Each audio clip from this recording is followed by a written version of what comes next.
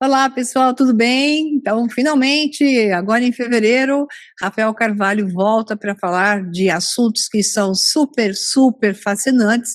Essa apresentação está brilhante, em cima do código 64, então tem mania de número, mas por quê? Porque nós estamos numa realidade cuja visualização é geométrica, a interpretação é matemática, mas tudo gera em função de órbitas periódicas, que é isso que ele vai mostrar para vocês, em um sistema computacional discreto sobre o ponto de vista e infinito sobre os seus desdobramentos. Essa frasaiada que eu coloquei parece assim meio maluca, mas na verdade você vai começar a entender e vai entender o ponto em que nós vamos parar e prometer uma continuidade em um aspecto que é necessário ampliar sobre vários ângulos. Então, essa aula é fantástica. Bem-vindo, Rafa, e a bola é com você agora. Oi, pessoal, tudo bem? Olha eu aqui de novo no canal da Maria, depois de alguns meses, né? Muito corrido o final do ano para nós dois, né? E o começo do ano também, aquela correria. Todo mundo sabe, eu acho que corrido para todo mundo, né? E aí a gente estava tentando fazer já essa aula, se encontrar para gravar faz tempo já, mas cada hora um não estava ocupado e não dava. Finalmente deu certo. Ganhamos cabelos mais Foi brancos, eu e você, aí, tá vendo? pois é, na verdade é que eu disfarço, eu pinto, né? É branco Bom, aqui. eu também. Mas, faz parte, né, essa correria da gente. Mas é muito bom estar aqui de novo, um abraço para todos vocês, eu adoro participar aqui, o pessoal sempre é muito acolhedor, todos vocês que estão nos assistindo. E eu trouxe para começar o ano, né, eu trouxe um material que eu acho fantástico, que eu gosto bastante, que a gente vai falar sobre o código do número 64.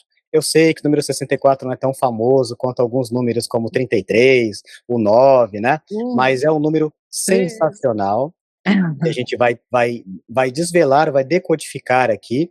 Vocês vão ver que é um número fundamental da criação da vida, né, da matéria. Geometria, manifestação energética computacional como um sistema total.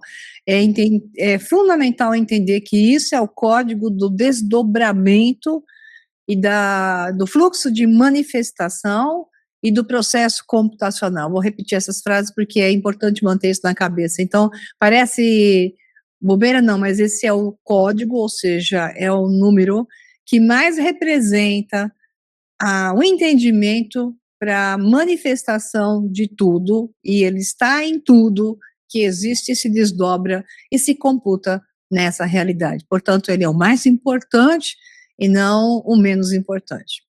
Exatamente, exatamente isso, perfeito, ótima colocação, porque é exatamente isso, o número 64, ele está oculto, mas é a parte computacional da existência aqui, inclusive, dentro do software de computador mesmo, a gente encontra esse número, né, porque a gente sabe que, assim em cima como é embaixo, a gente tem a lei da correspondência, que já diz que os códigos, eles se repetem em diferentes padrões, né, então a gente vai perceber que o 64 ele vai estar também repetindo não só na criação, na matéria, na biologia, mas também vai estar no código matemático de um software. A gente vai ver que ele está presente em tudo, né. Faz E a gente sentido, vai eu nasci fazer em 64, então os nascidos de 64 escrevem aí embaixo o quê? olha só, então em sua homenagem, não sei se vocês sabem, o aniversário da Maria foi há pouco tempo, então então parabéns Maria aqui pelo seu Eu não fiz aniversário. 64 anos, fiz 62, mas eu nasci em 64, então eu estou codificada. Perfeito, então, mais perfeito que isso para começar o ano dentro de um número que tem uma ressonância com você, né, ótimo. E a gente vai fazer essa correlação com o famoso olho de Horus, que eu tenho aqui, um dos meus quadros aqui, que a gente vai falar que o olho de Horus também tem essa relação com o número 63, 64. A gente vai ver que impressionante isso. Então, uma correlação do código 64 com esse ícone aqui, né, tão famoso, o olho de Horus. O pessoal tem tatuagem do olho de Horus, usa esse símbolo, né? Ele é um símbolo que atravessa milênios e ele ainda tem uma força espiritual muito grande, e é porque isso não é à toa, né? Porque ele representa realmente uma grande energia de manifestação e de criação. E a gente vai decodificar isso aqui nessa aula. Vai ser uma aula grande, muito provavelmente eu e a Maria vai ter que dividir essa aula, porque é muito assunto, a gente vai tratar de assuntos desde o Antigo Egito até a atualidade, então é muita coisa para a gente caminhar, mas a gente vai começar aqui e se não der para terminar, a gente vai fazendo outras aulas, vai dando continuação, tá bom? Vamos lá. Então, lá, tô com você, se quiser, se puder Vamos começar, a gente já começa os slides aqui, tá? Então Manda vamos mandar bala, bala. você que é o jogador, Vamos abrir os slides eu aqui. só sou o árbitro. Então, aqui, pronto. Tá aparecendo os slides aí, mano? Tá. Certo? Beleza, então estamos aqui com os slides aqui aparecendo, esse aqui é o slide de abertura, o código 64, a engenharia do software da vida. Aqui eu pedi para o Notebook LM criar aqui os slides, e ele faz um trabalho fantástico em minutos, né? Cria cada imagem bonita, facilita a nossa vida, tão bom, a gente joga um texto lá, ele já cria as imagens, é fantástico. Então tem uma apresentação bonita visualmente também para vocês, tá? Então aqui, um estudo sobre a arquitetura matemática da consciência e da biologia, né, e mais que isso, né, vai computacional, tudo, que envolve tudo. Então vamos lá. Bom, como é de praxe, vocês já devem estar acostumados, eu sempre começo com uma mitologia aqui, né, e depois a gente amarra essa mitologia no assunto que a gente está contando. Então, como a gente vai falar do olho de Horus, vamos falar do Egito, a gente vai trazer a mitologia do olho de Horus, né, a mitologia de Horus. E para falar, aqui a gente tem o Horus e o Sete aqui brigando, né, e o olho aqui central, e a gente vai falar dessa mitologia, mas para falar dele a gente tem que falar do pai dele, Osíris e Ísis, né, porque estão interconectados. Então eu vou brevemente falar sobre a mitologia deles, porque depois isso vai fazer muito sentido quando a gente estiver lá na frente nos slides entendendo, decodificando todo esse material, tá bom? Então, bom, basicamente assim, existem várias versões da lenda, eu vou contar a versão que é a mais popular, mas existem variantes, né, porque é uma mitologia milenar. Então, basicamente começa com Osíris, que ele recebe a chancela de ser o primeiro faraó do Egito, lá dos tempos míticos, quando os deuses governavam aqui a terra, né, então ele estava grande faraó, e ele tinha o irmão dele, o Sete, que o Sete representa a sombra do homem, ele representa tudo aquilo que é negativo, tanto que ele mesmo é negro, né, negro não de cor, de pele, né, como muita gente gosta de ficar falando, negro é falta de luz, de luminosidade, de luz, de lucidez também, é a falta disso aí. Então ele representa essa sombra, essa falta de luz.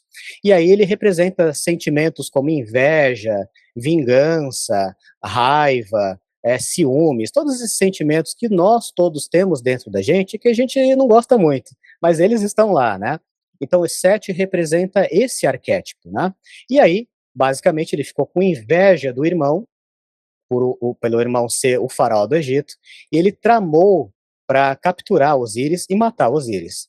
Então ele capturou, pegou Osíris, matou Osíris, não satisfeito, porque sabia que Osíris era um deus, ele fragmentou Osíris, ele partiu, cortou em pedacinhos ele e espalhou pelo rio Nilo, para que ele não tivesse a possibilidade de renascer, né?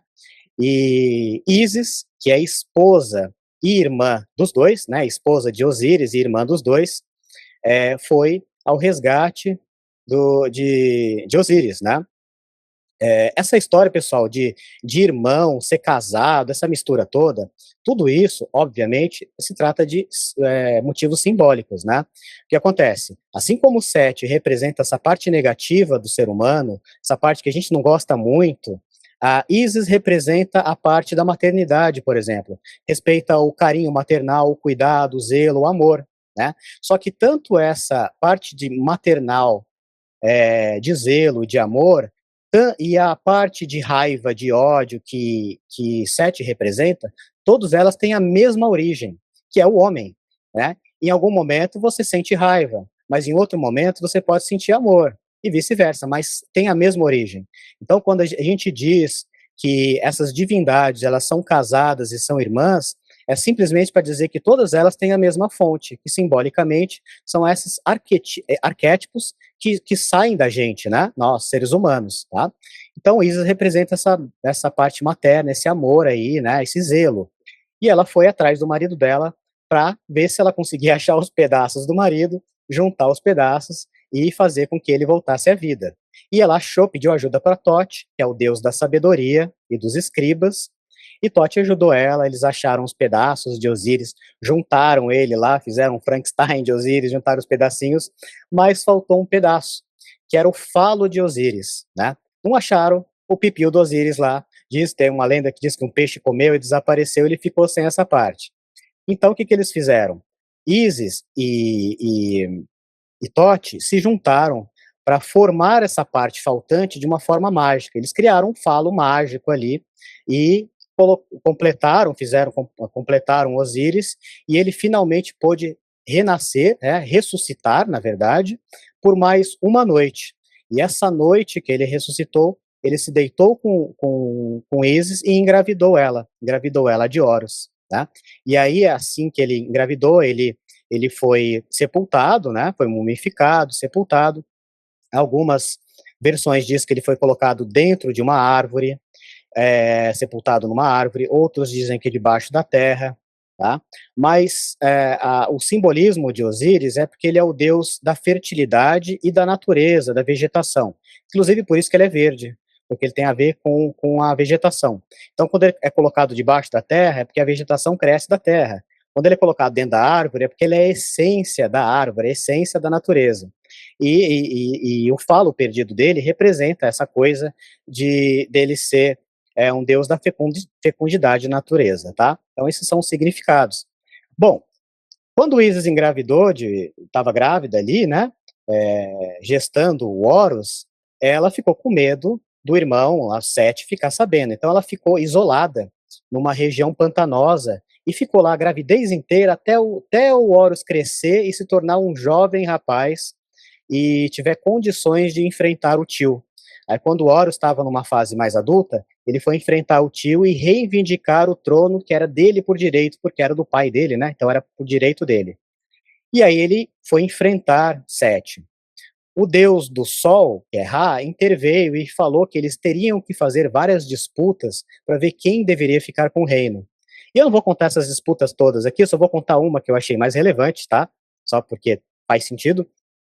Basicamente, uma das disputas deles eram ser transformados, os dois iam ser transformados em hipopótamos, eles iam mergulhar no rio Nilo e teriam que ficar 3 meses submersos. Aí, o Horus falou para a mãe dele, Isis, né? Mãe, faz o seguinte, quando a gente estiver lá mergulhado, você pega uma lança e joga essa lança no Sete, porque aí ele vai ficar ferido, ele vai ter que subir para a superfície e eu vou ganhar. Aí ficou combinado isso. Mas chegou na hora de jogar a lança lá no set, a Isis desistiu.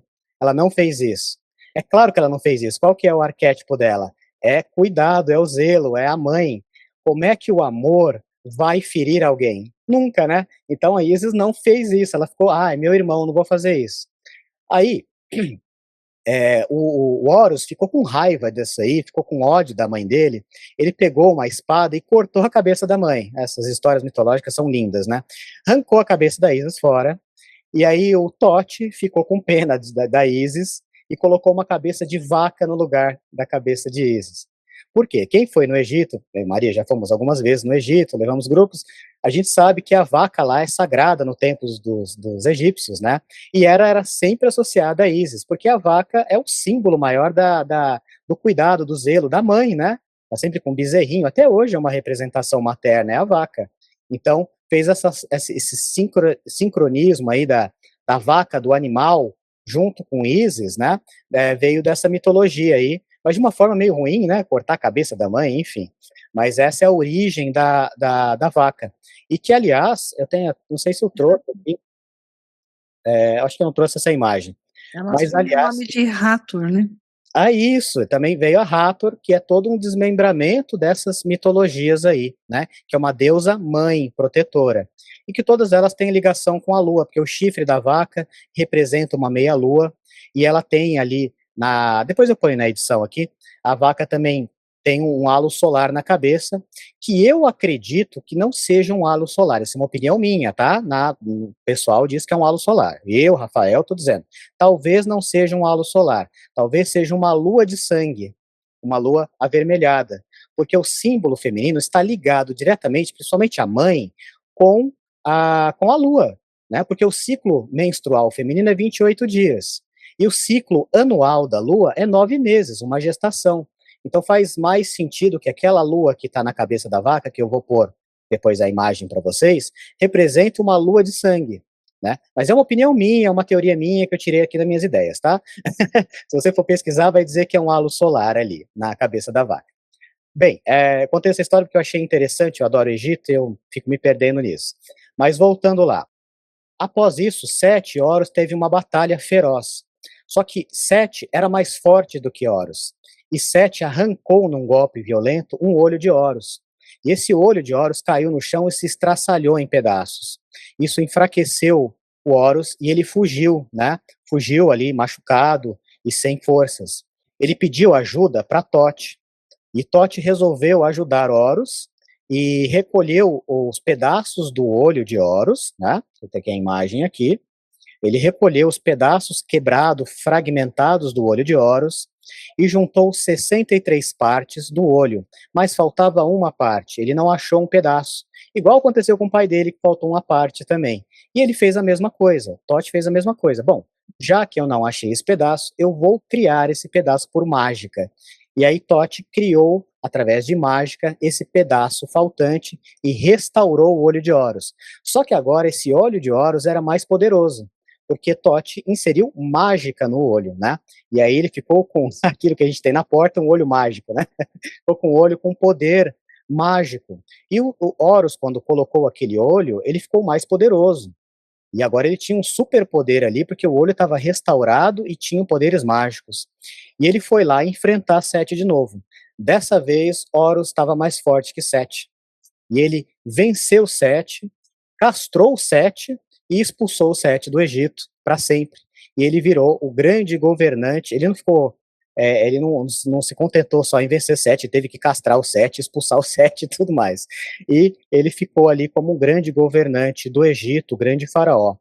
Todos os faraós que vieram, né, os faraós humanos do período humano que vieram, todos eles seriam como se fosse uma manifestação física de Horus. É como se o Horus fosse o governante eterno, espiritualmente, do Egito. E todo o faraó ali era uma representação dele, né? Horus, então, se transformou o eterno governante do Egito, né? Posso te Rafa? A questão é assim, Osíris e Horus são um só, e inclusive Ra. Então, quando a gente entende no sistema que você vai mostrar, que é um sistema computacional de transcendência, então o que acontece com Horus ao perder o olho é que ele adquire o que se adquire na vivência do fluxo da vida, que é um poder maior, quando isso então te faz compreender, não fugir da luta, porque o Horus chegou a fugir, né, essa parte aí. Então, quando você não deixa de encarar a realidade e se torna o guerreiro em si, você ganha esse poder. Então, esse olho de uma visão superior o torna um ser transcendente. Então, Osíris transformado em Horus, que é o deus solar em todos os seus aspectos, superior é Ra, na morte é Osíris e no renascimento é Horus, é a mesma coisa que Hathor, que é a vaquinha, com relação a Ísis. Então, Ísis morre e se transforma em Hathor, porque essa relação de irmãos, que depois foi pego ao ponto literal de casamento entre eles, quando se perdeu o conhecimento, é a relação da interação. Então, é a continuidade do processo carregando a informação computacional que computa de forma a carregar sobre esse sistema de manifestação que muda a forma, porque ela utiliza o mesmo mecanismo, mas através de fluxos muda a forma e apresenta uma nova forma, que então se tem uma nova personalidade, mas no caso dos deuses, sem perder a relação anterior. Então, o sistema, que é a nossa vida entre vidas, entre muitos mundos e possibilidades de existência, é uma formação de um sistema. E o sistema é relacional. Vai ter um vídeo agora, então depende da data que você está vendo isso, dia 20, agora 27 no meu canal, então depende da data que você está vendo esse vídeo aqui, já saiu, chama Infinity. E é fundamental que você entenda o que estou falando lá, sincronicamente, sem o Rafa saber, o que está sendo falado aqui, porque essa relação entre os personagens da história assim, mitológica egípcia, você tem duas formas de entender. Uma é o pai, o filho, a mãe. A outra é a iteração. Uma coisa que sai da outra e apresenta um morfismo diferente, entretanto, carrega a informação anterior. Por isso que Hathor continua sendo a deusa da natividade no Egito. A gente vai no templo de Hathor, é o templo da natividade, igual o templo de Ísis, é o templo da natividade. Então, essa iteração muda a forma, muda a experiência, mas continua carregando o fluxo informacional sem perder a memória. O problema nosso, como humanos, é que não somos colocados como deuses, nós perdemos a memória. E o jogo é outro. Entretanto, no final, a informação ela pode ser resgatada porque o sistema computacional é único e toda a informação está presente para que a memória seja recuperada. Segue aí, Rafa. Perfeita colocação. Então, seguindo aqui depois dessa observação importante, porque realmente, né, o Horus, Ra e Osíris é o mesmo ser em diferentes estágios, né? Então aqui a gente tem o outro slide, Horus versus Sete, o sistema estraçalhado aqui, o relatório de erro, né? Na mitologia, Sete não apenas fere Horus, ele estraçalha a percepção unificada do universo em partes desconexas, né? Então antes existia a unificação e ela, para se manifestar, ela se fragmentou, né? A fragmentação 3D, este evento representa a queda, o momento em que a consciência saiu da unidade e entrou na análise fragmentada. Tá? Atualmente operamos em um sistema que divide a realidade para tentar compreendê-la, perdendo a coesão do todo. Bom, então isso é o que representa essa mitologia e a gente vai ver outros detalhes aqui conforme a gente vai seguindo. Bom, falando do olho de Horus, a gente tem duas grandes perspectivas sobre o olho de Horus, tá? Essa aqui é a mais antiga e ela está embasada na egiptologia, que o olho de Horus, ele tem, cada parte dele representa uma fração. A gente vai estudar isso aqui, vai desmembrar bem isso aqui. E essa aqui é bem conhecida, bem popular para quem gosta do Egito, que é essa sobreposição do olho de Horus com a parte interna, central do cérebro, né? Essa imagem é bem conhecida para quem gosta desses assuntos. Acho que a maioria de vocês devem já ter visto alguma vez essa colocação do olho de Horus aqui sobre o cérebro, tá? Vamos falar primeiro dessa aqui. Depois que a gente desmembrar isso aqui, a gente vai para essa, tá? Então, o que acontece?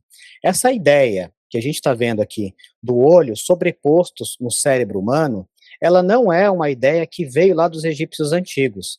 Pode ser, e eu, Rafael, acredito que tenha, eles devem saber disso, por vários motivos que a gente vai ver aqui, mas isso não está escrito num papiro, não é um papiro antigo que você pega, tira o pó lá e fala, nossa, olha, os egípcios fizeram isso.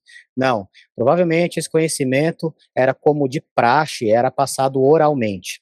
Mas essa ideia, de qualquer forma, apareceu nos anos 90, é uma ideia moderna, uma teoria moderna, né, que pesquisadores lá nos anos 90 começaram a perceber que existia uma certa compatibilidade, uma coisa parecida entre a forma do olho de Horus, o designer, com o cérebro humano na parte interna, né? E aí isso ficou muito popular, popularizou entre as pessoas espiritualistas e que gostam desse assunto, com os livros do Druval Melquisedeck, né? Que ele publicou ali um livro, o Antigo Flor da Vida, 1 e 2, que é um livro que eu tenho há mais de 10 anos aqui, até deixei ele do meu lado só para mostrar. Tem o livro 1 e o livro 2 dele aqui, São livros antigos que eu já tenho aqui dele, e ele que popularizou isso, né, lá no começo dos anos 2000, final dos anos 90, depois com o advento da internet pegando força, aí isso está em tudo quanto é site, tudo quanto é local. Mas a gente vai falar dessa parte aqui, porque realmente são tantas conexões interessantes, correlações, que faz a gente pensar que talvez não seja só uma teoria dos anos 90 dos pesquisadores, talvez eles realmente fizeram uma descoberta, né? Mas vamos lá, Faz vamos, sentido, é a da memória, né. Então você vai, está mostrando é o hipocampo, então sim, aquele que tem o olho, que enxerga, é aquele que recorda e processa, computa e sintetiza a informação. exatamente. O- Tanto é que a gente trouxe comparações aqui, a gente tem, por exemplo, essa região aqui do cérebro, tá? Que você está vendo aqui, que eu estou destacando, ela é o tronco encefálico. Então a gente tem o cerebelo, que é essa parte aqui, e o tronco encefálico. São regiões que fazem parte do cérebro reptiliano, tá? E ela é uma região muito parecida com o olho de Horus, com o Horus em si, em forma de falcão, né? Que está aqui. E aí a gente tem toda a parte interna, aqui onde está o tálamo e a glândula pineal, tudo se encaixando com o olho de Horus. Nessa outra representação que a gente tem aqui, conhecido como cofre do céu, uma representação egípcia, bem conhecida, a gente tem toda a estrutura que a gente encontra também aqui dentro da nossa cabeça, na parte do cérebro reptiliano. Basicamente, essa estrutura que a gente está vendo aqui é o Djed, que significa o tronco de Osíris, né, o pilar de Osíris, essa parte aqui, né? Então ele representa o Osíris, essa parte aqui. E isso faz uma ligação, deixa eu pegar uma setinha aqui, ele faz uma ligação diretamente tanto com o tronco encefálico, né, até o nome é parecido, tronco encefálico com pilar, com tronco de Osíris, né, bem semelhante. Ela faz uma ligação principalmente com a coluna vertebral, porque a coluna vertebral a gente sabe que é o pilar de sustentação do homem, né, do ser. Então, ela é uma ligação direta com isso. O Horus, que é o filho de Osíris, ele já está conectado logo acima, que é essa região aqui, que também fisicamente é muito semelhante. A gente pode ver aqui. E aí a gente tem acima dele, bem aqui, o olho de Ra, que seria tanto o tálamo quanto a pineal, que pega aqui, a pineal está mais ou menos por aqui, que é o centro do cérebro, o tálamo está mais à frente aqui. Pega o olho de Ra, e essa parte de cima aqui já não é já a parte do cérebro reptiliano. Aqui é o sistema límbico e aqui é onde está o hipocampo, tá? Importantíssimo, a Maria já falou várias vezes do hipocampo e ela tem tudo a ver, tá? E liga com essa parte aqui de cima, que eu sei que parece a pálpebra, né, do olho, mas na verdade ela representa a deusa Nud, que é a abóboda celeste. Então ela representa a abóboda celeste, pode ser tanto o hipocampo, quanto também a próprio cérebro, aqui, a própria cabeça, a parte de cima da cabeça, tá? Pode representar as duas versões aqui. Como a gente pode perceber, a arquitetura desse símbolo com o nosso cérebro reptiliano e um pouco do límbico, ele é muito perfeito, dá direitinho.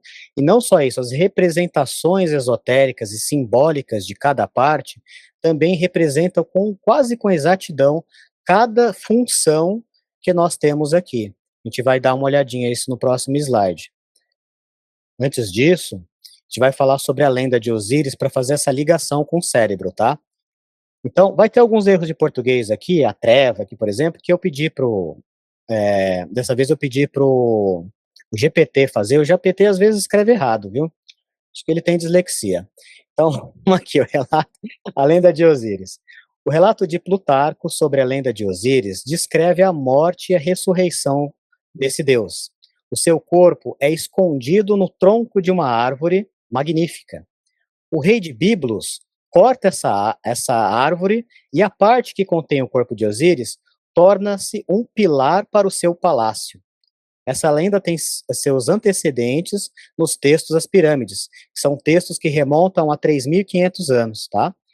nos quais o corpo de Osíris é associado a um tronco de árvore e a um pilar tingido. Então a gente tem aqui esse pilar de Osíris aqui, que tem a essência. Então quando ele diz aqui, que essa árvore tem a essência de Osíris dentro dele, e ele foi levado para como um pilar para o palácio, esse palácio é o que? É o cérebro. Então é o pilar do cérebro, né? Que é justamente tanto esse tronco encefálico e a coluna vertebral, que é o pilar central do cérebro. Então, conecta muito bem, né? Então, a palavra tronco, que vem também do tronco encefálico, não é uma coincidência linguística. Na biologia, o tronco encefálico é a base de sustentação do cérebro superior, é o palácio, tá?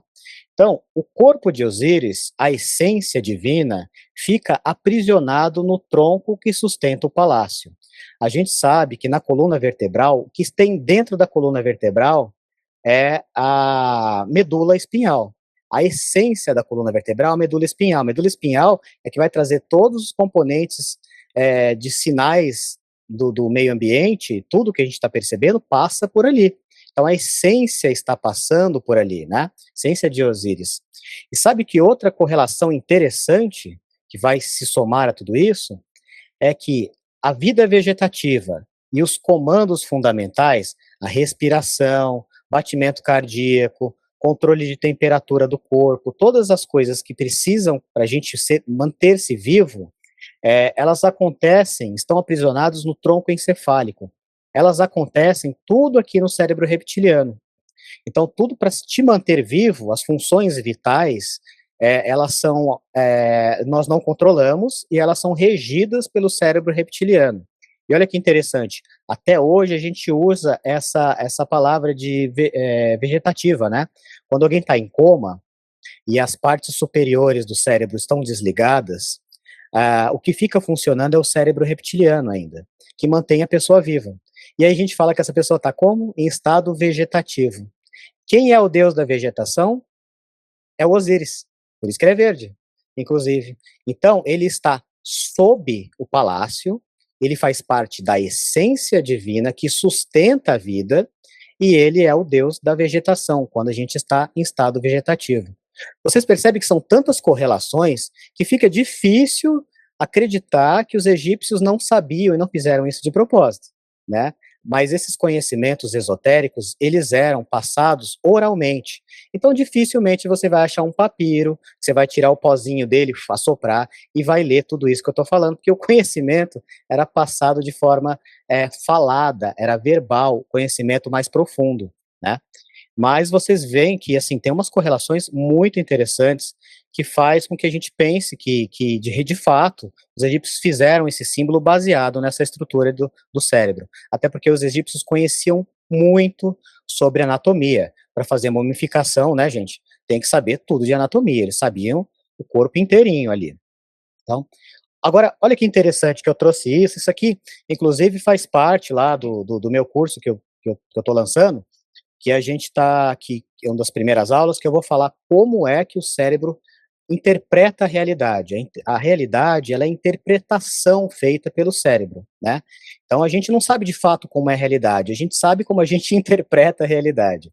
E tudo isso acontece inicialmente dentro dessa parte de Osíris e Horus, né? Que é esse cérebro reptiliano. Como funciona aqui? Basicamente, a gente tem essa parte verde aqui, que está dentro do tronco encefálico. É a substância reticular ativadora ascendente, que ela é abastecida pelo saldo exergônico do bioquimismo celular. Eu vou explicar o que é isso aqui. A Maria sabe, mas eu vou explicar o que é isso aqui. O saldo exergônico do bioquimismo celular é o seguinte: quando você levanta o braço, você exerce uma força, uma energia, né? Gera uma energia excedente do que você precisa para levantar o braço. Esse saldo exergônico, essa energia excedente, é recanalizada pelo braço, pelos nervos, vai até essa medula aqui, vai até essa parte verdinha que está dentro do tronco encefálico, e ela desperta o cérebro. Você fica acordado. É por isso que ninguém dorme andando ou correndo. Ninguém consegue dormir em movimento, porque o movimento gera um saldo exergônico que desperta o cérebro. Mas isso é uma parte do que ele faz uma coisa muito mais legal e importante, essa substância reticular ascendente. Ela é a secretária executiva do cérebro. Quando você vai visitar alguém importante, você não chega na pessoa direto, chega? Não, né? Você chega na secretária da pessoa. Aí a secretária vai falar o quê para você? Ah, peraí que eu vou ver se meu chefe pode te receber. A substância reticular ascendente, ela é a secretária do cérebro. O que que acontece? Você tem os seus 5 sentidos ali. E esses sentidos estão recebendo, captando informação do ambiente externo. Vai chegar coisa pela sua visão, pelo seu tato, pelo seu paladar, tudo isso vai ser transformado em energia bioelétrica, que vai passar pelos seus nervos, vai passar pelo tronco de Osíris, que é a medula espinhal, e vai chegar aqui no Horus, né, que é nessa parte aqui do tronco encefálico, onde está a substância reticular. O que que a substância reticular faz? Ela vai fazer um filtro da informação que você vai ficar consciente e que não vai ficar consciente. Ela filtra essas informações através, o que que ela usa de critério, né? Ela usa as suas crenças, os seus valores, aquilo que você acredita, aquilo que você tem interesse. Ela usa esses filtros para dizer o que vai ficar consciente, você vai tomar lucidez, e o que não vai. Um exemplo prático para ficar fácil de entender. Uma mulher engravidou. Agora ela está grávida na barriga e na cabeça, né? Gravidez agora faz parte do mundo dela. Aí ela começa a andar na rua e toda vez que ela vai na rua, ela vê uma grávida. Ela fala, mas não via tanta grávida, agora toda vez que eu saio eu vejo grávida. O que acontece? As grávidas sempre estiveram lá, mas aquele canal de informação estava fechado porque aquilo não era interessante para ela. Então a substância reticular ascendente, para não sobrecarregar o neocórtex, a parte consciente, ela fala, não, tira a gravidez que ela não quer saber disso. E você não vê. Agora que gravidez é importante, toda a captação de criança no colo, gravidez, lojinha de bebê, tudo isso vai para o consciente dela, ela começa a perceber isso. Porque agora está aberto esse canal de informação. Alguém comprou um carro azul, a Maria já teve um carro azul, viu? Compra um carro azul. Você começa a sair na rua, a primeira semana, ou quando você está querendo comprar o carro azul, você começa a ver um monte de carro azul na rua. Pô, não vi esses carros azul tudo, não sei de onde surgiu. É a substância reticular ascendente que agora abriu um canal dessa informação. Olha, carro azul é importante para ele, ele vai ver isso aí. Então o que acontece, gente? Todas as coisas que nós precisamos está no universo à nossa volta. A gente não enxerga porque os nossos filtros de crenças e percepções bloqueiam isso. O nosso inconsciente, as nossas crenças são inconscientes, tá? Então o nosso inconsciente, as nossas crenças fala, não, isso não é interessante para ele não. Aí a pessoa deixa passar uma oportunidade sem ela ver, porque aquilo não era interessante para ela. Então toda a realidade está disponível à nossa frente. É nós que criamos os bloqueios. Mas esses filtros, eles têm um motivo para existir. Se ele não existisse, se a substância reticular não existisse, o que aconteceria? Toda a informação captada ia direto para o seu consciente. E nós colapsaríamos mentalmente, não daríamos conta. É como você quiser encher um computador de informação, abrir um monte de aba, ele trava. Por quê? A gente estima, né? Estima-se que chega mais ou menos cerca de 2 milhões de bits de informação por minuto nos nossos sentidos. E se a substância reticular não pegar e não filtrar parte disso, isso enche nosso cérebro e a gente enlouquece. Então precisa ter o filtro. Só que o que acontece é que às vezes o seu filtro, que é baseado nas suas crenças, nas suas percepções, nos seus valores, estão te atrapalhando para você enxergar as coisas boas, as oportunidades na sua vida. Então é interessante que você saiba como isso funciona, para você aprender a colocar filtros e valores ali, colocar crenças e valores que sejam coisas que te ajudem a evoluir e não que te puxem para trás. E a gente fala isso, eu explico sobre isso no meu curso. Mas eu trouxe tudo isso porque eu quero mostrar que essa parte essencial do olho de Horus, tudo mais, faz parte dessa percepção da realidade. O olho de Horus, ele que está aqui simbolicamente, né, junto com Osíris e tudo mais, ele representa essa nossa percepção da realidade, que pode ser ampliada ou pode ser sabotada. Bom? Então, a saudação de César, levantando o braço, um povo adormecido cantando Hail Caesar, ou Ave César, sei lá como é que fica em latim isso, levantando o braço assim, ativa um padrão de foco nisso e filtra uma intenção. Isso, exatamente. Filtra uma intenção. Você pode fazer isso. Levanta o braço e decreta, né? Sim, decreta. Isso mesmo. Inclusive, aqui esse outro slide que eu trouxe, eu trago aqui o ritmo circadiano. Porque a gente sabe que a glândula pineal está ligado com o terceiro olho, né? Todo mundo escuta isso, o olho espiritual, o terceiro olho e tal, e tem a ver com o olho de Horus. Então, como é que isso funciona de fato aqui? O que acontece é que a glândula pineal, ela é regida pelo Sol e pela Lua também, pelos astros, pelo Sol. E como é que isso funciona? Como é que a glândula pineal sabe se é de dia ou se é de noite? Como é que ela é regida pelo Sol? Como é que funciona isso? Basicamente é assim: quando está de dia, entra a luz na nossa retina e parte dessa luz vai para o tálamo. O tálamo entende, decodifica, ó, tá de dia ou tá de noite, né? Ele vai saber se tá de dia ou tá de noite. Ele vai mandar essa informação que vai passar pelo tronco encefálico e vai voltar na glândula pineal, informando ela, ó, está de noite. Aí a glândula pineal, sabendo que é de noite, ela vai produzir melatonina, que vai ajudar você a dormir, a descansar, a recuperar o seu cérebro, né? E a recuperar o corpo. Aí você vai ter sonhos, vai dormir mais profundamente, porque vai produzir melatonina. Então, ela é regida pelo sol, ela sabe quando é de dia e quando é noite, para ela produzir ou não, ok? E é exatamente isso que a gente vê, porque a relação aqui, deixa eu pegar minha setinha de novo, do olho de Horus aqui, ó, esse é o sol, né? O sol, o Ra, ligado diretamente com o tálamo e com a glândula pineal, é uma representação muito bem. É o sol, o Ra, o sol, que vai interagir diretamente lá com as glândulas internas da nossa cabeça. Nós somos regidos pelos astros também, pelo Deus Sol. Então é uma ligação direta com isso. Tá? E é interessante que talvez você já tenha lido aqui embaixo, eu coloquei a glândula pineal, aqui é ela sem calcificação, aqui é ela calcificada, tá? O que acontece? A glândula pineal naturalmente se calcifica. O processo de calcificação da glândula é natural. O problema é o excesso. Então, essa calcificação em excesso causada pelo flúor, metais pesados que a gente adquire, se ela for em excesso, ela prejudica o ser humano. Mas uma calcificação natural que acontece é benéfico para o ser humano.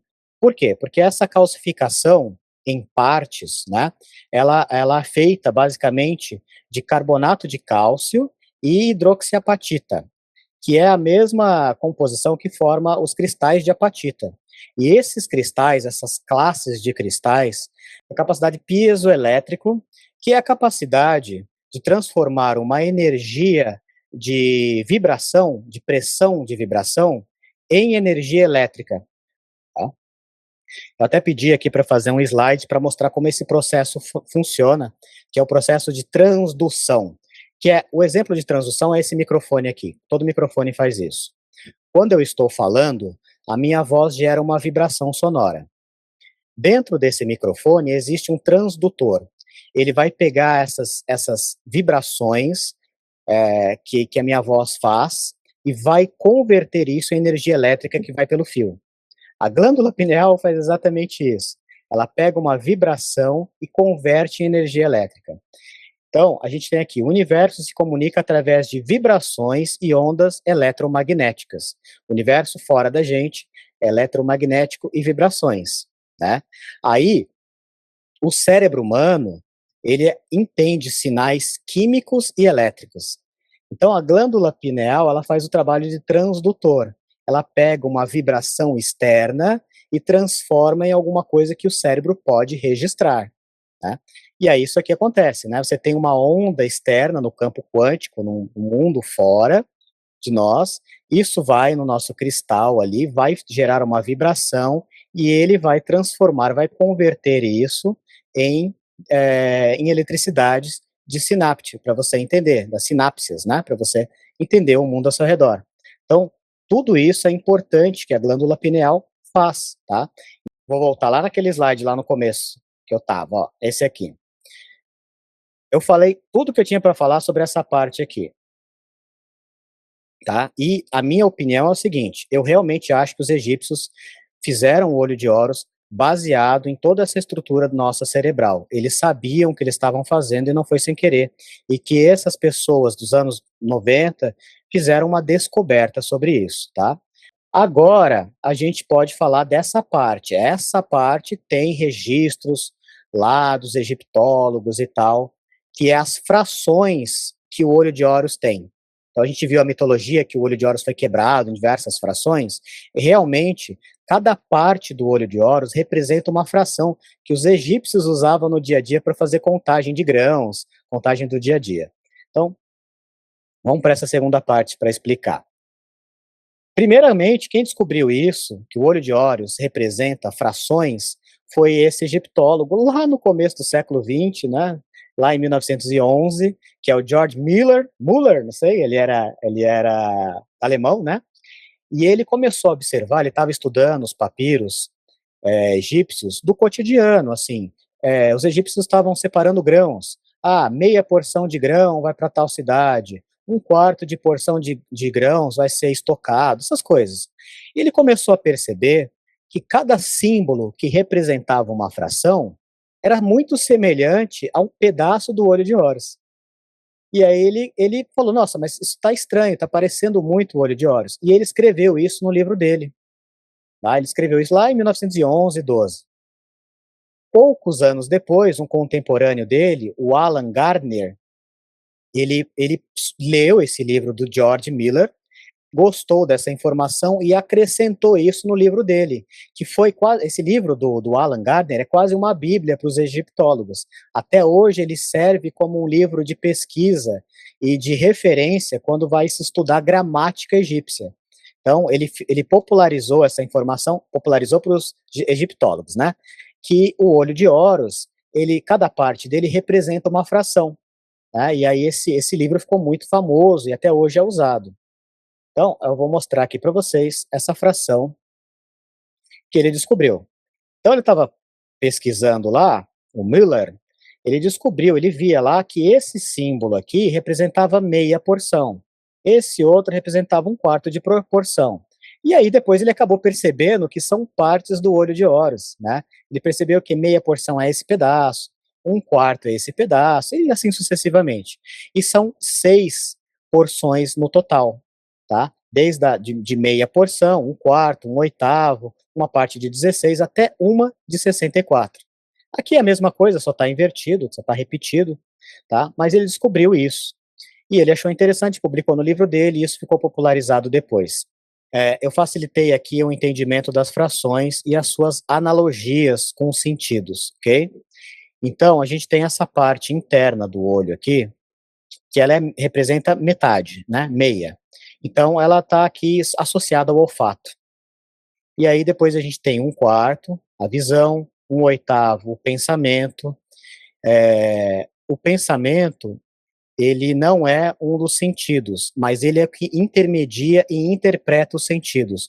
Então, ele faz parte aqui, e o símbolo que representa ele é justamente essa sobrancelha, que tem tudo a ver, né? Porque a sobrancelha ela está bem aqui na região do neocórtex, que é onde a gente decodifica, a gente faz a parte analítica da informação, é tudo aqui na frente. Então, quando a gente tem a sobrancelha aqui, está relacionado ao pensamento, tem muito a ver, né? E aí a gente tem a audição, que simboliza essa parte de trás do olho aqui, uma parte de 16, assim sucessivamente, até uma Eu fui parte. para o campo e ninguém vai me tirar isso da cabeça, porque é um sistema computacional baseado em frações e é o modelo clássico de processamento. Então, não é sobrancelha, na minha opinião, eles sabiam muito bem disso, representa exatamente um sistema computacional perfeito isso. Não, perfeito, representa mesmo. Mas a gente já chega até a ver isso aqui, porque faz todo Uhum. sentido. E a gente tem aqui essa parte de uma parte de 64, que é o tato, que é a menor fração, né? A lágrima da matéria. Na verdade, lágrima é porque essa parte aqui, ó, é chamada de lágrima, né? É uma parte de 64. Então a gente tem aqui os 5 sentidos, mais o pensamento que intermedia aquilo que os sentidos captam, né.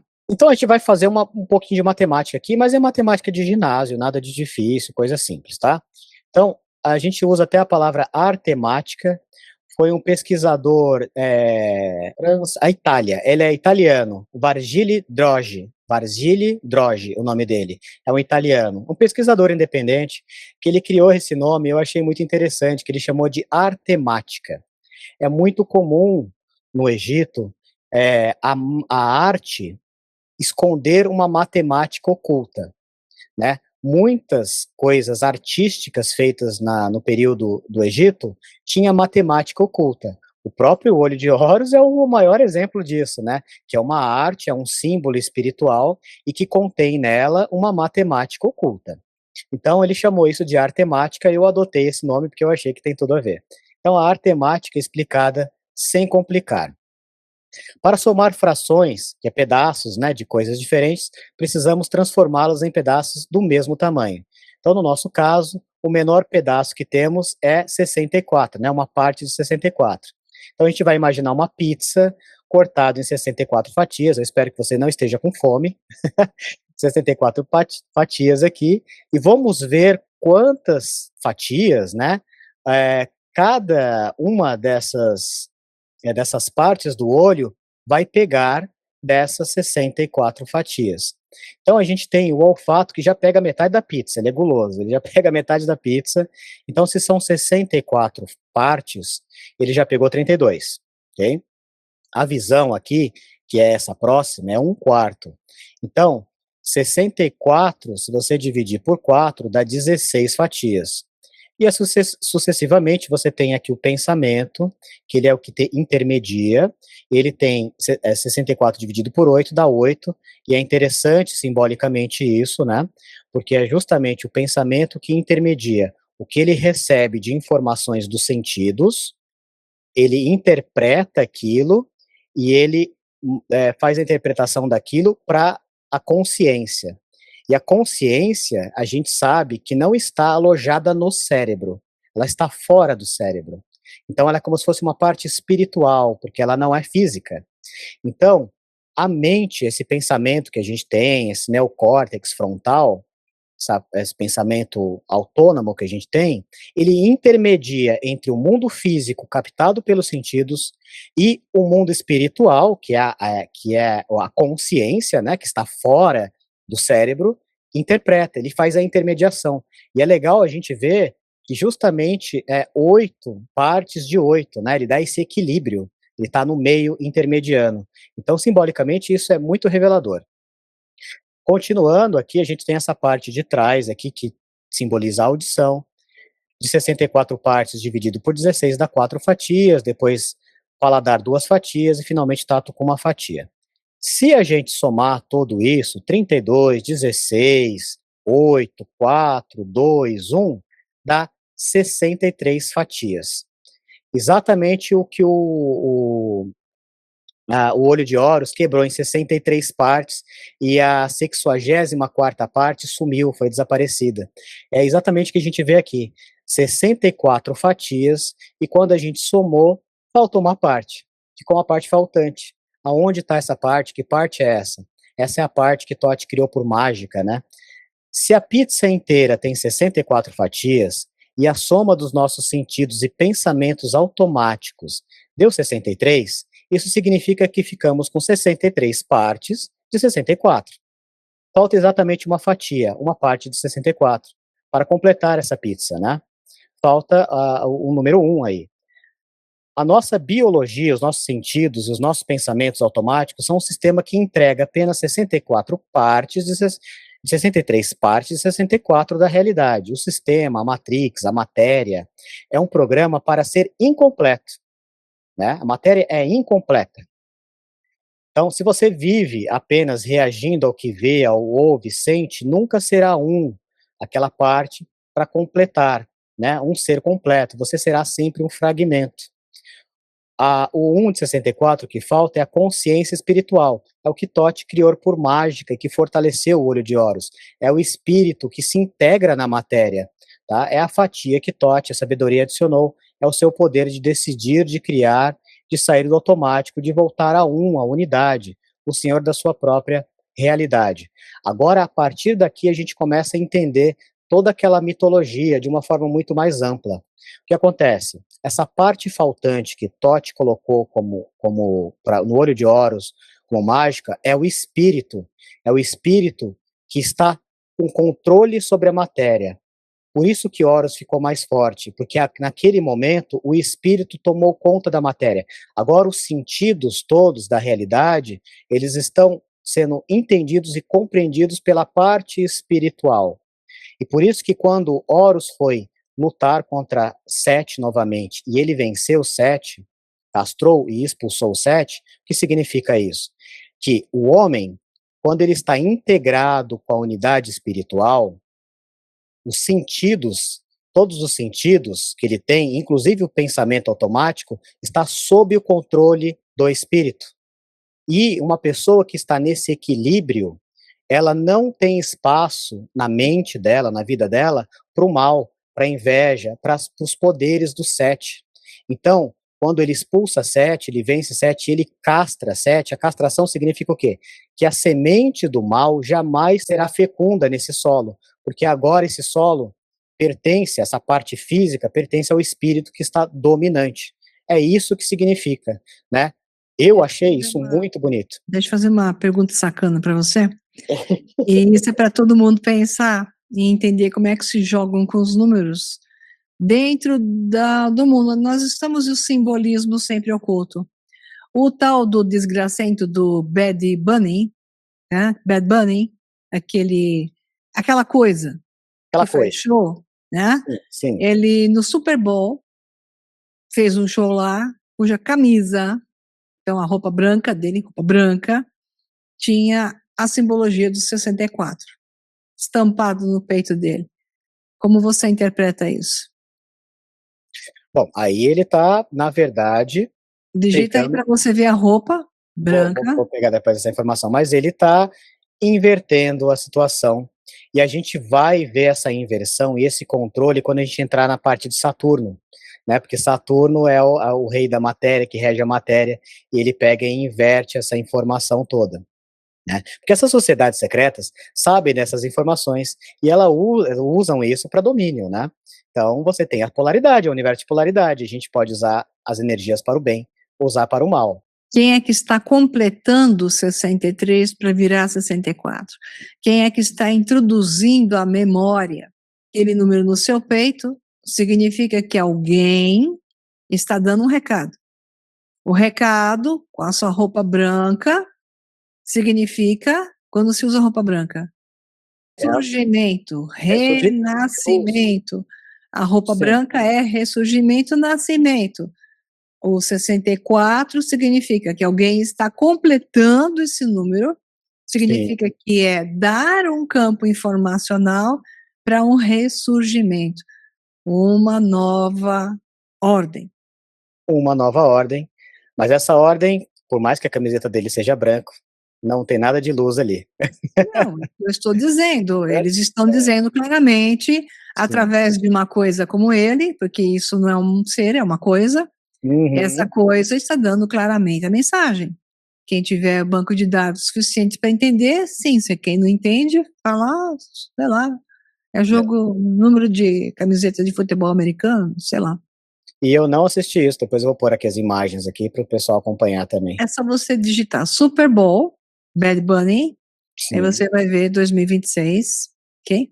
Ok, pois eu vou digitar, vou pôr aqui, eu ponho aqui as imagens, porque isso é fácil de achar, até porque é recente, né? Inclusive é desse ano. A gente põe aqui para mostrar isso. Agora, a gente vai até para o próximo slide, que a gente pode perguntar assim, pô, mas da onde que tirou esse número 64? Por que 64? Por que não outro número? Por que 63, não outro número? Se tirou da pirâmide, basicamente, tá? O número 64 e 63 estão ligados do Egito Antigo de mais de uma maneira. Então, aqui o pesquisador Gary Orborn, tá certo o nome dele, Má? Osborne, deve Osborn. ter saído do Homem-Aranha. Isso, o pesquisador Gary Osborne, ele descobriu que a pedra angular que falta no topo da Grande Pirâmide, no Planalto de Gizé, representa 1,64 avos da sua altura total. É uma parte de 64. Tem até uma fotinho aqui do topo da pirâmide, da Grande Pirâmide. Essa parte faltante dela, a altura que ela deveria ter é uma parte de 64. Então, aqui a gente tem nesse gráfico a ponta da pirâmide, representando uma parte de 64. Em outras palavras, a Grande Pirâmide tem 63 unidades de altura sem a sua pedra angular, né? 63 unidades assim. E 64 unidades de altura com a pedra angular. Novamente, vemos a fração 63, 64. Então, os egípcios tiraram a ideia do 63, 64 da pirâmide, da estrutura matemática, geométrica que a pirâmide representa. Eles tiraram daqui, que existe uma correlação matemática impressionante em vários sentidos da pirâmide. Aqui eu fiz uma continha de 63 vezes 6 é igual a 378, que é o ano sinótico de Saturno. Agora vamos com calma. Da onde eu tirei esse número 6 para fazer 6 vezes 63? O que isso tem a ver com o ano sinóptico de Saturno? O que Saturno está fazendo aí? Quem já assistiu eu e a Maria falando sobre os mistérios de Saturno, já identifica isso. Caso você não tenha assistido, eu recomendo que assista, mas vamos explicar o que isso tem a ver, de onde eu tirei esses números aqui, de repente eu joguei Saturno no meio dessa bagunça, né? Vamos decodificar isso. O Senhor do Tempo, Saturno e o looping da Matrix. O ano sinótico de Saturno é 378 dias. Bom, então vamos explicar o que é o ano sinódico de Saturno. O que é um ano sinódico, né? Para não haver confusão, não confundir com o ano sideral, que é aquele ano que o planeta demora para dar a volta no Sol, tá? O Saturno ele demora em torno de 30 anos, 29, alguma coisa, para dar a volta no Sol. O ano sinódico é outra coisa. O que significa? Para um observador aqui na Terra, nós que estamos aqui, quando a gente olha para o céu e identifica o planeta, pode ser Saturno, qualquer planeta. Ah, tá nesse ponto do céu. Pum, marquei, nessa data, nesse dia, o planeta está aqui. Aí eu vou observando o movimento dele e vejo quando ele vai voltar naquele mesmo ponto. Quando o planeta voltar naquele mesmo ponto, ele completou um ano, e esse ano chama ano sinódico, que é o ano que o planeta demora para voltar naquele mesmo ponto. Ele estava no céu quando eu comecei a observar. E o ano sinódico de Saturno é 378 dias, que é basicamente 63 vezes 6. Mas da onde diabos eu tirei esse 6? Por que eu coloquei 6 aí? O que isso tem a ver com Saturno? Bom, vamos fazer que nem Sete fez, vamos, né, em partes, né, ele fez, vamos em partes. Saturno, ele tem um hexágono no polo dele. É um hexágono tão grande que cabe 4 planetas terras dentro. Um hexágono é uma estrutura bidimensional de um cubo tridimensional. Você consegue, até coloquei a imagem aqui, pegar minha setinha, mostrar. Tá aqui. Através de uma forma bidimensional de hexágono, você consegue extrair um cubo tridimensional. Saturno é considerado o que controla a Matrix, que controla a matéria desde a antiguidade, né? A Terra seria o cubo, e Saturno é o que controla ela. E aí você tem esse símbolo aqui, que representa esse controle da matéria de Saturno, ok? Saturno também é o 6º planeta a partir do Sol. E aí você tem essa contagem, ele é o 6º planeta. Outra coisa, o que isso relaciona com a pirâmide? Você consegue construir uma pirâmide com você consegue construir um cubo, perdão, você consegue construir um cubo com 6 pirâmides. Eu até coloquei esse desenho aqui, ó. Vendo? Um rapaz que fez de papel, ele colocou 6 pirâmides em forma de cruz. A gente fala sobre por que essa forma de cruz, simbolicamente, quando a gente fala de Saturno, né? Assistam lá depois os Mistérios de Saturno, tá no canal da Maria. E a partir de 6 pirâmides, você gera um cubo. Eu trouxe um videozinho para mostrar isso. O cara fez de papel aqui, mas só para ter uma referência.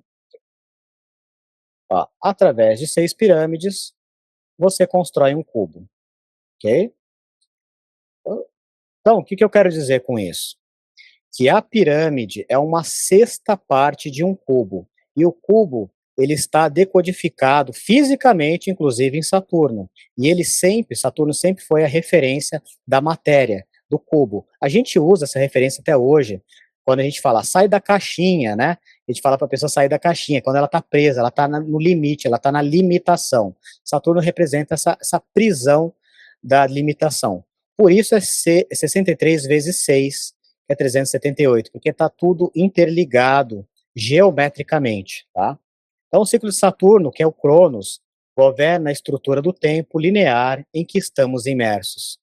O ano sinódico de Saturno é 378 dias, o cálculo é 63 vezes 6, 378, tá? A Matrix funciona como um relógio mecânico de 63 engrenagens. Enquanto enquanto operamos apenas pelos sentidos, 63 partes de 64, estamos presos na repetição kármica do tempo. Então, essa é a ligação que tem Saturno com a pirâmide e com o cubo, e com o 63. Então, vamos aqui dar prosseguimento, a gente colocou aqui essa parte importante, que a gente vai decodificar agora a matemática, a gente vai começar com o eneagrama. Eu não vou falar exatamente do eneagrama, o mais famoso, se você pesquisar no Google aí, eneagrama, você vai ver aí que ele tem a ver com personalidades, como essas personalidades se integram. A gente não vai falar disso, não. Eu trouxe aqui mais as formas geométricas, que é a parte da matemática que interessa para a gente aqui. Então, eu separei aqui essa parte, que é o círculo, tá? Que a gente sabe que o círculo representa aqui o infinito, né? Não tem nem começo, nem fim, é o eterno e a perfeição.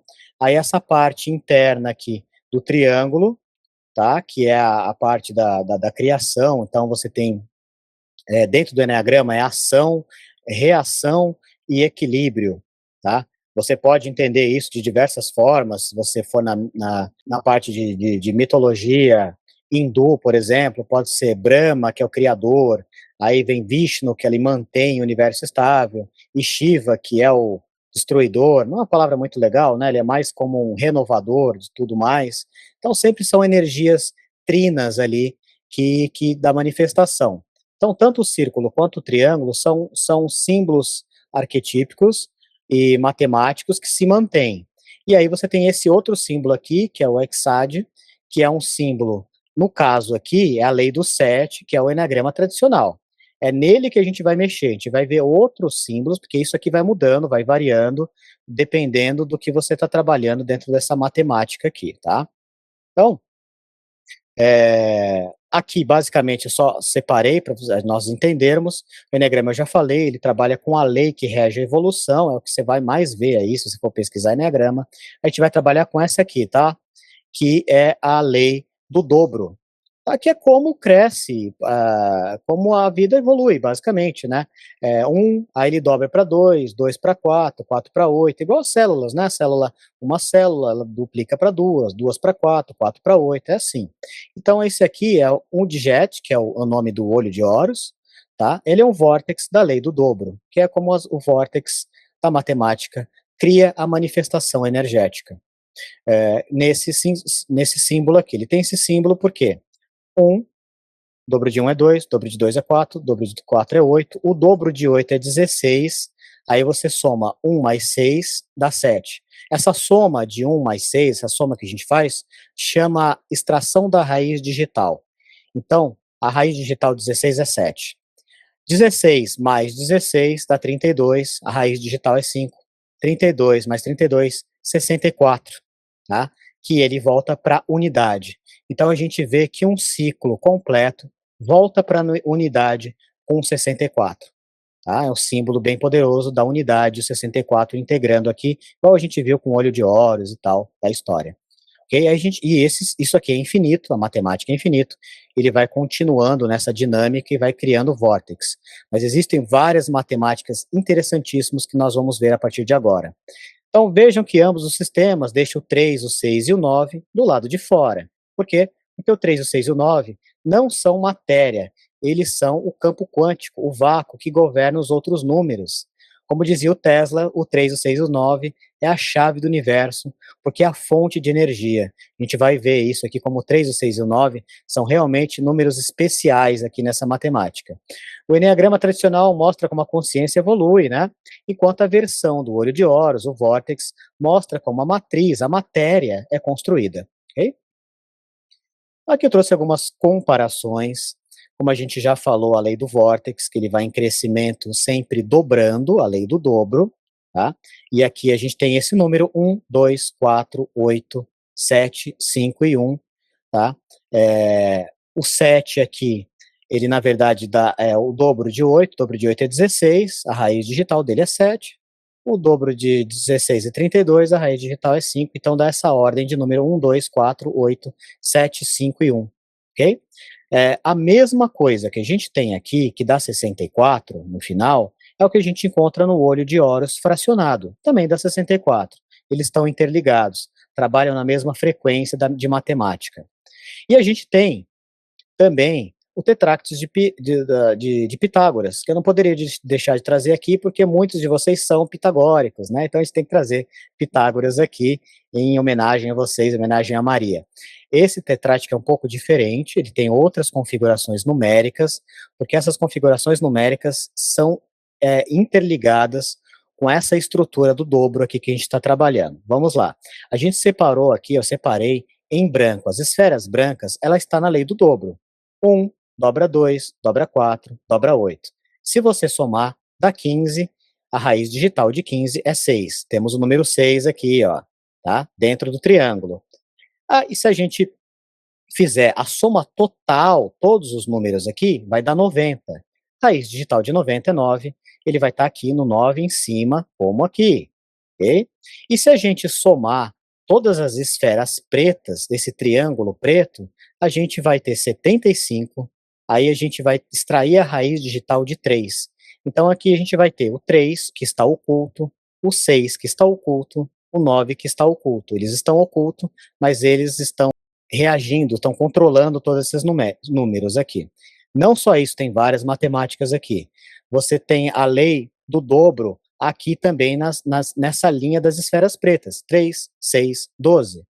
Se você somar também o 3, o 6 e o 9, que já é o microcosmo do macrocosmo, 3, 6 e 9, você tem o 18 que está aqui. Né? E assim você vai fazendo várias somas. 3 vezes 3 é 9, vezes 3, 27. Então tem várias matemáticas acontecendo aqui. Eu trouxe isso para mostrar que o 3, o 6 e o 9, eles regem essa matemática do dobro de um modo oculto, tá? Veja o que aparece, o 3, o 6 e o 9 é a chave de Tesla que está dentro do tetráquis. O 6 é a forma, tá? Porque a lei do dobro é a lei que forma a matéria, então o 6 é a forma e a matéria. O 3 é o fluxo de energia, que está aqui oculto, e o 9 é o vácuo quântico, é a fonte, é o número que está aqui em cima. Bom, eu já fiz as correlações aqui, então a gente já sabe que a gente pode, dentro dessa linha de vórtex, substituir elas pelas frações do olho de Horus, e o resultado sempre vai dar 63. Tem essa matemáticazinha que eu fiz aqui, basicamente começando de baixo para cima, que a gente já fez no olho de Horus, vai dar esses números, tá? E se a gente fizer aqui de uma outra forma, continua dando 63. Porque, por exemplo, se eu fizer aqui, vou fazer só as primeiras para vocês verem. Aqui de baixo, tá? Vou pegar aqui. Uma dividido por 2, a gente tem 0,5, vai dar 5. Aí, uma dividido por 4 é 0,25, a raiz digital 7. Assim sucessivamente, até dar esses mesmos números que dá aqui, e a gente vai, de novo, formar o 63. Tanto nas frações, quanto a gente somando os números. Elas estão interligadas, tá? É a mesma matemática. Aqui eu trouxe ela sozinha para mostrar que ela forma o vórtex, ela forma essa estrutura que a gente está estudando do vórtex, ela forma o torus, né? E olha quanta matemática a gente pode extrair daqui. O 9 seria o número principal, o número chefe, que é onde o número que coroa, vamos dizer assim, que é onde o vórtex entra né, a gente tem aqui o vórtice entrando aonde está a posição do 9. Olha que interessante, 9 vezes 1, 9, 9 vezes 2, 18, raiz digital, 9, 9 vezes 3, 27, raiz digital, 9, e assim sucessivamente. Todos os números vai dar raiz digital do 9. O 9 permeia todos os números, ele está invisivelmente por todos os números, por isso que ele está aqui. Se a gente fizer também de forma assim, o número que está na frente do outro, ó, 8 mais 1, 9. 7 mais 2, 9. 6 mais 3, 9. 5 mais 4, 9. Se a gente fizer também 9 dividido por 1, você também vai ter esses fenômenos acontecendo, né? Do 9 dividido por 1, a gente vai ter 9. 9 dividido por 2, eu vou pôr aqui, porque eu não sou matemático, dá 4,5, e aí 4 mais 5 dá 9, e assim sucessivamente. Porém, tem um detalhe, quando chega no 3, se eu colocar 9 dividido por 3, adivinha? Dá 3. Então o 3, ele é um número que se mantém. O mesmo fenômeno acontece com 6. Se eu fizer 9 por 6, ele vai dar 1,5, raiz digital 6. Então, todos os outros números que representam a matéria, o 4, o 5, eles vão dar 9. Mas o 3 e o 6 não vão dar 9. Outra coisa interessante entre a dinâmica do 3 e do 6, se eu usar a lei do dobro, que é a lei que rege a que a gente está estudando aqui, e dobrar, 3 mais 3 dá 6. 6 mais 6 dá 12, raiz digital 3. 12 mais 12, 24, raiz digital 6. 24 mais 24, 48, né? Vai dar raiz digital 3. E isso vai infinitamente. Ele vai vindo de cá para lá, de lá para cá. Uma respiração, um fluxo de vem e vai da energia do universo. Então, Deixa eu por isso que o colocar 3... uma coisa importante. Então, em linguagem essencial, assim, para poder entender porque a Torus e porque essa imagem, esse é um enneagrama do 369, né, que tem a representação periódica da formação do sistema de plasma do universo e do campo eletromagnético. Então, o enneagrama é a sombra plana. Então, você vê uma Torus, você vê aí que é exatamente a parte da rosquinha, o donut, né? Então, você tem a Torus como está projetada aí pelo Rafael. Então, a projeção da sombra é o enneagrama, é o que nós vemos como se fosse um plano só no fluxo dele. Então, você representa aí essa órbita periódica dessa Torus que ele projetou aí. Então, esse toro, que o termo é, na verdade, sem S, porque é a rosquinha, é o objeto geométrico primário. E o enneagrama é a projeção. Só para entender o comum relaciona com o outro, né? E por que isso aparece tanto na natureza da física? Porque esses toros, aí com S, aparecem em todos os sistemas fechados com fluxo contínuo. Campos magnéticos planetários, campos magnéticos solares, plasmas confinados, anéis de vórtices e certos estados eletromagnéticos. Então, o toro, a formação simples, é uma das geometrias fundamentais da natureza. É por isso que, então, tem várias interpretações, só que essa que está aí é exatamente a representação do padrão da projeção dos fluxos e dos planos de processamento, como eu falei o termo logo no início, computacional, que projeta nessa imagem de 3D as múltiplas possibilidades dessa energia estar constantemente em estado de funcionamento e transmutação, porque ela está o tempo todo alterando seus padrões por campos de pontos de informação. Então, cada ponto que você tem aqui nessa grade é um ponto de informação de correlação de sistema. E essa enneagrama é apenas a projeção dela. Perfeito. No começo da sua fala, você chegou a usar o termo periódico, né, É, é e é isso que a gente vai esse ver ouro aqui. de Horus é isso aí, né. Exatamente. Porque quando a gente está fazendo a multiplicação aqui do número 9, Uhum, a gente vê uma coisa interessante, que todos eles aqui, menos o 3 e o 6, né, que se mantém, vão dar 9. Só que quando chega no 7, acontece uma coisa interessante. Se você fizer 9 dividido por 7, vai dar uma dízima periódica. Vai uhum. dar um número infinito. Ele vai dar 1,2857142. Nem sei se eu consigo copiar esse número, deixa eu ver se eu consigo, só para colocar aqui, copiar. Bom, então quando a gente divide nesse número, ele vai dar esse resultado aqui, ó. 1,2857142 e é até 4, aí ele vai repetindo, 2, 8, 5, é infinito, tá? Esse número vai se repetindo, esse número aqui, ó, esses primeiros números, eles se repetem. Isso chama-se dízima periódica. Esse número vai se repetindo ao infinito. Mas se a gente somar a dízima periódica, né, que é esses primeiros números aqui que se repetem, nós vamos ter o número 9. Então ele é infinito, ele é um número quebrado, infinito, mas ele também, a dízima periódica dele, gera um 9. Mas uma coisa que eu descobri, que eu achei interessante, é que quando eu fui fazer essa conta, eu fiz na calculadora, né? E aí eu pus na calculadora do celular, acho que dá para ver aí, e deu esse número aqui. Então ele vai seguindo aqui infinitamente. Só que é lógico, a calculadora ela tem um limite, é um plano material. E aí o último número que ele colocou aqui é um 6. Aí eu pesquisei, porque eu falei: "Nossa, mas por que esse 6 aqui?" Porque ele quebrou o número periódico, era para sempre repetir o número 2, 8, 5, 7, 1, 4. Por que que ele pôs um 6 aqui?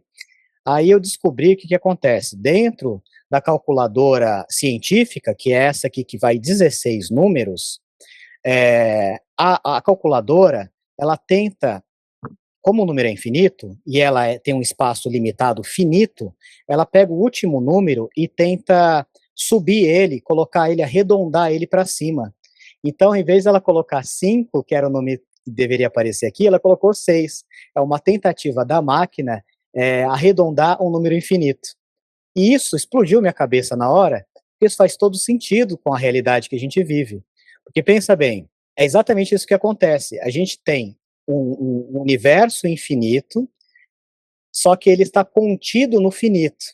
E na tentativa da gente compreender o infinito, a gente distorce também a informação. O nosso cérebro, nossa percepção faz igualzinho a máquina fez. A matéria, ela distorce o infinito, porque ela não compreende. E na tentativa de fazer o infinito caber no finito, ela distorce. Então, quando eu descobri isso, eu achei simbolicamente muito revelador isso, né? Porque a máquina aqui faz exatamente o que a gente costuma fazer na vida física aqui, que é distorcer uma informação de algo que não compreendemos na totalidade, né? Então, eu achei interessante isso. O que ela faz é reduzir para um significado. Exatamente, ela reduz. Ao reduzir, ela distorce, ela perde parte Ela da retira o informação. infinito e reduz para dar um Uhum. significado que possa computar dentro do digital dela. Exatamente. Então, você vê que até a máquina da calculadora, ela pode errar um número aqui, né, que ela tentou arredondar. E, de qualquer forma, esse número acaba, quando você soma a dízima periódica, ele acaba dando 9 também. Mas ele é um número infinito. E é justamente o número 7, né, que é um número tão importante aqui, os 7 cores do espectro, né, os 7 chakras, o sete é um número fantástico aqui da nossa realidade. Então, eu achei interessante. Mas, como a gente viu, o 9 ele está permeando tudo, e o 3 e o 6 ele reage, então essa energia do vórtex está sempre aqui se manifestando.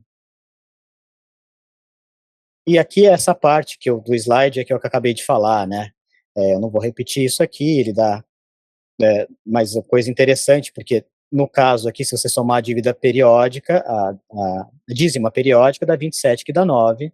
Na maquininha de calcular, que tem 16 dígitos, ele põe um 6 aqui no final. Olha que interessante, o 6, ele dá 71, e 71, né, 7 mais 1, dá 8, né? Ele fica lá naquele infinito, né, do 8 da matéria, em vez de dar o 9 aqui, que é o número central. Então, é mais uma curiosidade que eu descobri aqui. Bom, vamos ver o número 64 no nosso DNA também, que ele está presente no nosso DNA, que é esse vórtex vai se repetindo na realidade. Então, o corpo humano é um hardware que sintoniza na frequência da base 64. O código genético humano é composto por exatamente 64 códons, né, que são combinações de 4 elevado ao cubo. Só podia ser cubo mesmo, né? 4 elevado ao cubo. Então, são 4 bases, né, nitrogenadas que a gente tem, que compõem o DNA, a adenina, a guanina, a citosina e timina, e elas podem fazer diferentes combinações até 64, até 64 códons, né? A mesma estrutura de 64, a gente encontra também no código binário aqui, aonde o número 63 é uma combinação de 6 números 1, 666, 666, que vai correlacionar lá com Saturno, todo aquele simbolismo, né, que é o 63, o número da matéria, tá? O salto do processamento soberano 64, base 64, o protocolo que traduz energia em imagem de realidade. Você sabe que os computadores atualmente eles trabalham em 64 bits, né, que faz com que o computador tenha um desempenho maior, você consegue colocar mais gráficos de alta resolução em 64 bits, então os computadores funcionam em 64 bits porque é uma resolução maior. Então, se o seu computador precisa de 64 bits para rodar um jogo moderno em alta definição, por que você acha que o seu DNA usaria o mesmo número 64? Porque você está vivendo em uma simulação de alta definição. A matéria é uma simulação matemática de alta definição, e é por isso que 64 se repete, tanto na computação quanto na biologia, porque no final das contas é matemática da geometria da criação. Tá? Então a gente vê o número 64 se repetindo. A mesma coisa aqui para reforçar ainda mais para aqueles que não acreditam, a gente tem a própria estrutura inicial da formação da vida humana, né? O primeiro estágio do embrião, ele forma também, a partir do terceiro dia embrionário, após a fecundação, você tem 64 células que se agrupam aqui. A partir dessas 64 células é que ele vai sair aqui da trompa e vai para o útero, porque aí ele vai precisar crescer e vai formar as outras células, que são células, aí vai dividir, né, células para o pulmão, cada célula vai se especializar em alguma coisa. Mas as primeiras células, elas são iguais, ela é em número de 64 também, seguindo essa ideia da própria geometria matemática do universo, né? Então, a gente tem aqui o embrião, né, uma comparação com a flor da vida, com toda essa matemática da geometria sagrada, que também segue esse mesmo padrão. Tudo é matemática dos 64 células, né, que a gente tem. E a gente também tem dentro da estrutura do vácuo, o espaço-tempo segue essa mesma grade, a grade 64 tetraedros. Né? Essa é a planta baixa do equilíbrio universal, o vetor de equilíbrio. O vetor de equilíbrio, ele estabiliza em 64 tetraedros. Nós vivemos dentro de uma matriz geométrica de 64 pontos. Okay?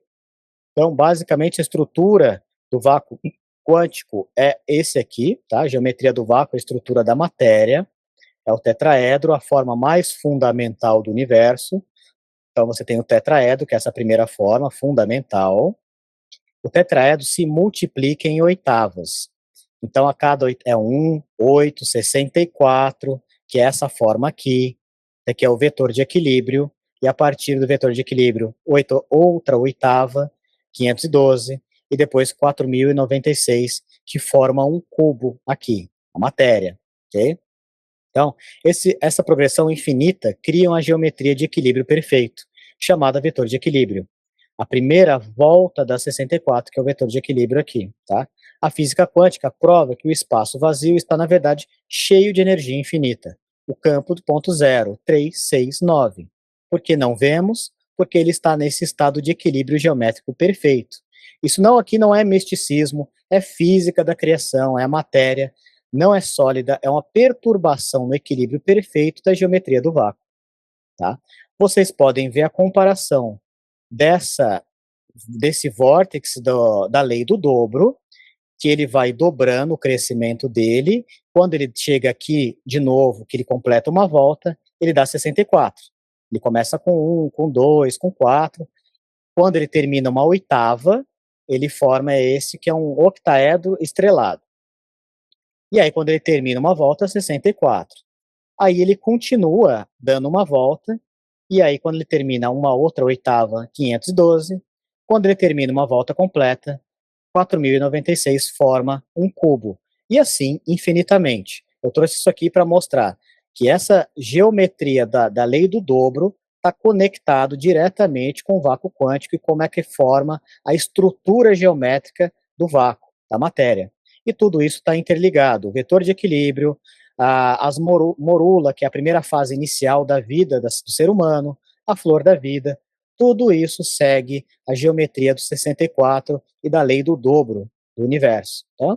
A estrutura do universo é um pulso infinito entre o número 1 e o 8. É uma respiração geométrica. O 64 é o ponto onde o universo reseta e começa uma nova oitava da criação. Toda vez que ele dá uma volta aqui, ele forma 64, outra volta, 4096, o cubo, e assim para o infinito. Tá? Aqui eu trouxe coisas de Pitágoras também, porque toda essa criação aqui se correlaciona com as frequências pitagóricas, né, com os intervalos musicais de Pitágoras. Inclusive eu trouxe um gráfico mais simples aqui.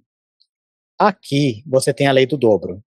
1, 2, 4, 8, 16, 32, vai crescendo na lei do dobro.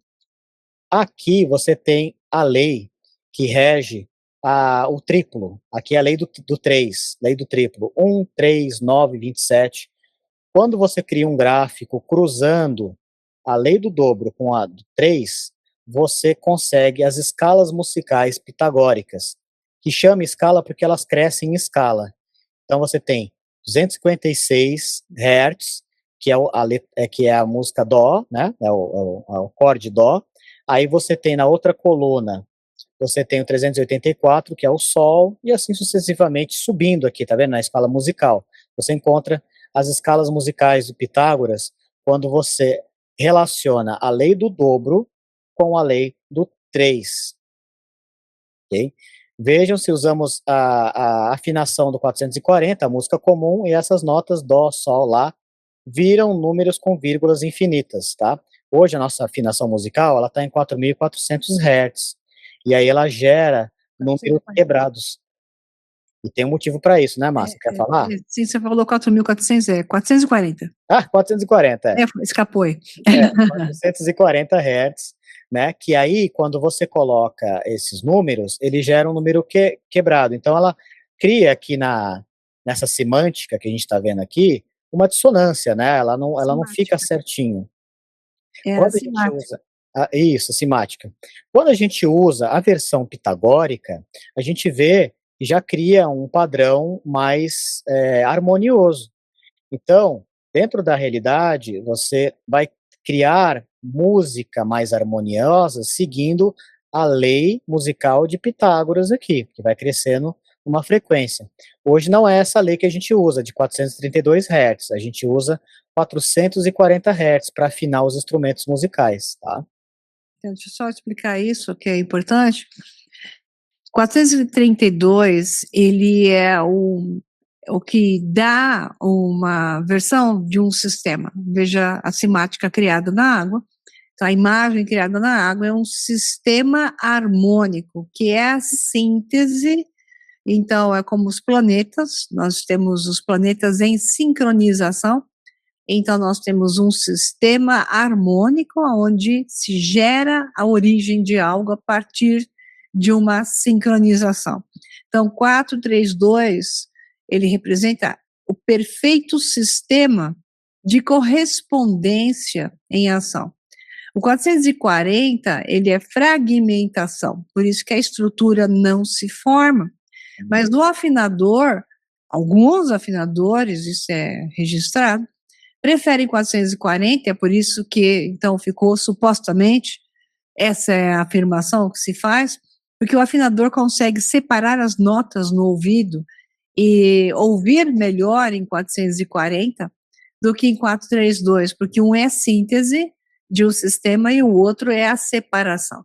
Então, para o mundo do afinador, o que fragmenta é melhor, mas para o nosso mundo, que deve ser uma correspondência de sistemas harmônicos e em expansão, o 432 é o ideal. Não para música, mas para a música da vida. Para a música da vida, exatamente, para a formação da matéria, que tudo é vibração, né? Então Isso. está conectado aqui. E então trouxe essa parte de Pitágoras, porque nós precisamos reconhecer aqui que Pitágoras sabia, estava trabalhando com isso. Pitágoras que aprendeu essas coisas no Egito, né? Acabou estudando no Egito, trazendo muito desses conhecimentos de forma esotérica lá do Egito, trouxe para cá.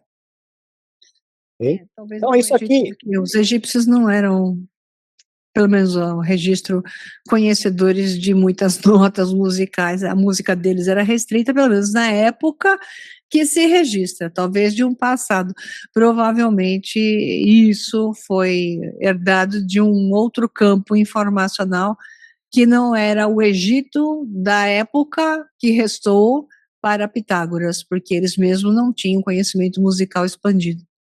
não, eu acredito que ele acabou chegando a essas conclusões devido às pesquisas que ele fez, né? Ele acabou descobrindo as notas musicais devido à informação que ele pegou e ele mesmo já criou, né? Eu acredito que É tenha um sido passado isso. mais perdido, provável, de uma memória mais perdida, porque na época o Egito já não sabia mais nada, né? Na época que Pitágoras estava lá, realmente, né? O Egito já estava em decadência, já A tinha, partir do século XIII era só emburrecimento, era, antes era como sim, foi um período 14, onde 13, 13 não é por acaso, 14, 13, 13, era né, por acaso, emburrecimento foi mais ou menos o período que o Egito foi progressivo. invadido, né? Então, assim, matou muitos sacerdócios. Eu acho que o Pitágoras, inclusive, chegou a ter sido preso também, levado também, né? Mas Foram é difícil de saber. eliminados, todos foram caçados, eliminados, não sobrou É, nenhum vivo. exatamente. Então, é uma história nebulosa aí.